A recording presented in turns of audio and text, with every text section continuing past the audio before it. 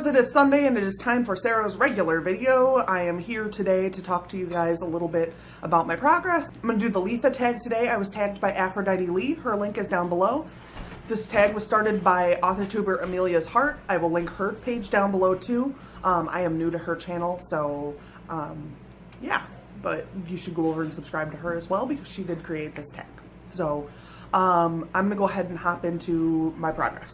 I'm on page 139 of Gryffindale, and things are going pretty well. Hopefully I should be able to get them done over the next week or so. I still do need to put them in, and some of them are notes like you need to expand on this and things like that, so it is going to be a little more complicated of a edit process than usual, but I really do feel like this process that I'm going through right now is working really well for this story, so I'm going to keep at that. But I am going to talk today about Gryffindale. I don't typically talk about what I'm writing while I'm writing it. I am editing now, so I'm a little more comfortable with it, but this is a little bit out of my wheelhouse, so if I seem uncomfortable here, I apologize. I'm going to do my best to answer the questions as best as I can and to give you guys the clearest answers I can, even though you don't have access to the story right now because it's in its first edit. All right, the rules. Number one is you name your work in progress and give a brief description. My work in progress is called Gryffindale. It is a fantasy story that started out as a horror, so it's a little gory to begin with, and then it kind of breaks into a fantasy story that was entirely accidental. That is not something I've never actually written a fantasy story before, so this is a little outside of my wheelhouse. Also, so this is all kind of a new experience to me. The next one is name the color that reflects your story. That's a really hard question for me. I'm gonna go with yellow. I feel like this world that I've created is yellow in some ways. So that's the color I'm going with. And then the next rule is that you're supposed to try to use characters once if possible. I do have a smaller cast probably, and some of the questions ask for information that doesn't really apply to my story, so I will let you guys know that too. So let's start with the first question, which is color. Who is your most colorful character? I picked Cap. Cap is a Kappa, and he is kind of a magical creature, but he also is very down to earth and things like that, so he's a very interesting character. I feel like he is very colorful and interesting and fun to get to know. Sun, who is the brightest character in your work in progress? I did not take this as mentally bright. I took this as bright as in most, like, good, that kind of bright.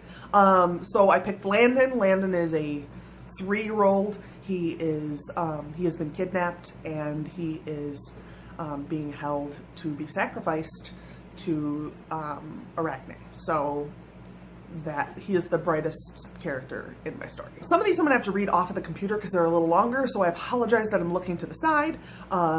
That's just me reading, so I apologize for that. Which one of your characters has their life the most or least put together? Choose at your own discretion. Their life the most put together, I chose Mink and Hibagon. Mink and Hibagon are Quatches. They're a mother and son, and they really just kind of do their own thing. They live their own lives. They don't really let themselves get involved in the kind of greater kind of governmental story that's going on. They just do their own thing. They live their own lives. They go about their business. Balance. What kind of balance does one of your characters need to find in life, and what kind of balance do your characters need to find within each other? This is a kind of complicated question. I don't know that any of my characters need to find balance exactly. Amber, whose name is going to change because I have 3 A main characters and her name is the only one that is comfortable to change. She needs to find some sort of balance. Her mother has died. She's missing her brother. The balance she needs to find really is just to get as much of her family back together as she can so that she can proceed with her life. Amber is just about 18 years old, and she is trying to save the one person she has left, basically. Fire. Fire is the element of passion, creativity, and magic. Which one of your characters most embodies the element of fire? For fire, I chose Arachne. She is actually sort of the antagonist of the story, but she is very fiery. She's passionate about what she's doing. She's in charge of the whole world, and she is very creative about how she kind of keeps people in check, but it's not really in a good way.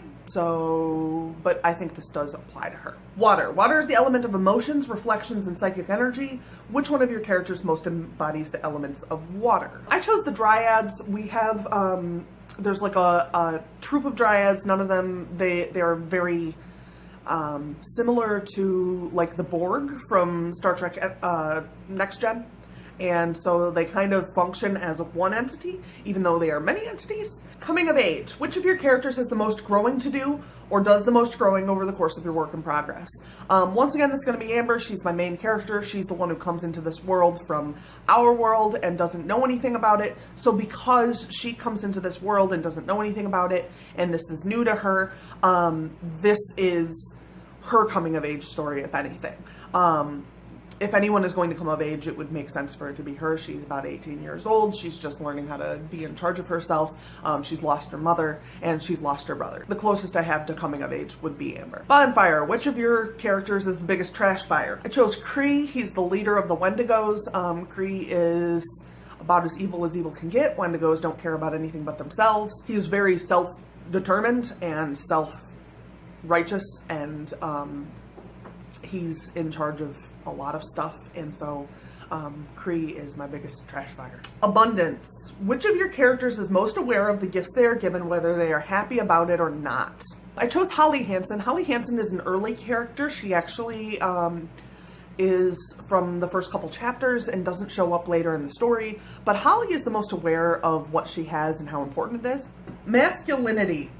The question is, which one of your characters deals with masculinity the most, whether it's an identity or as a concept in society, and how do they deal with it? This is not something I deal with at all in my story. Because this is a different world, masculinity and femininity is not really a thing in this world.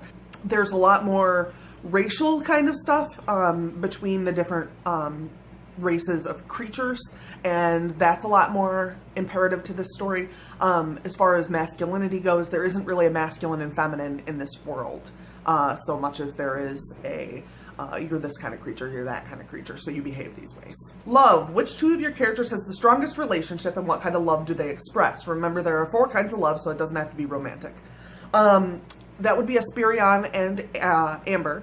And Asperion and Amber have a very special kind of relationship. He kind of adopts her because he's worried about a human being loose in this world where humans are actually outlawed.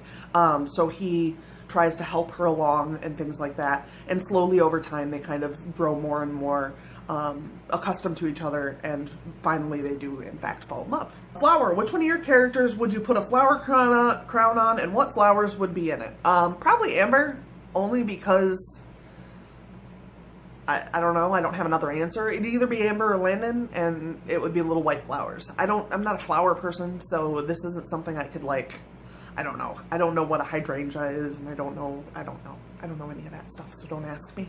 But it would probably be the little white flowers. So I think that actually just is coming from the fact that I kind of love the Disney version of Alice in Wonderland, and she puts a little white flower crown on her cat's head. So that might be where that comes from. But that's what I'm picking. And the last question is, if any of your characters were given magic, and they already have magic, a new type of magic, what would it be, and how would it change them? I misread this question. This world has a lot of magic in it, and so I don't feel like this question is really applicable. But that does it for the Litha tag. I thank you guys so much for joining me. I'm going to put a link to the tag down below if you want to read more about what Litha tag means and things like that. I'm actually non-religious, so I don't really want to get into that much. I'm super happy for other people, but it's just not my gig. So if you want to know more about it, I'm going to put a link down below to the Litha tag so that you can actually go to it yourself and go read a little bit of the background on it, what it's about. I believe it's a Wiccan tag, so if you're interested in that at all, that would be a good place to go. I'm also going to go ahead and tag Alina Popescu, CJ Bloyer. I'm gonna tag Sky. I don't know how to say your last name, Sky Hages. Just give it to me. It's close enough. But you just said in your stream that you don't do enough tags, so I'm gonna tag you. So there you go. So that does it for this week. Thank you guys so much for coming and hanging out with me. I'll see you guys all next week. Don't forget I have a live stream on Friday nights at 7 p.m. Central, and then I'm again on Alina's channel at 9 a.m. Central on Saturdays. So please come join our live streams and write with us and get your stuff done, get your Camp Nano stuff done if you're doing camp. I am not, but other people are. So, but I'll see you guys all next week. Please have a wonderful week and good writing. Bye.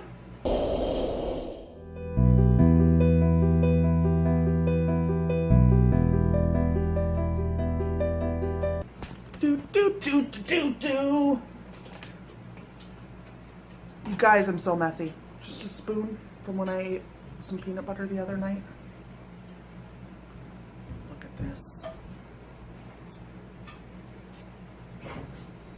All right, I'm gonna start. I've been just talking to my camera now. You name your work in progress and give a brief description. What? There's an ant. It's pissed me off.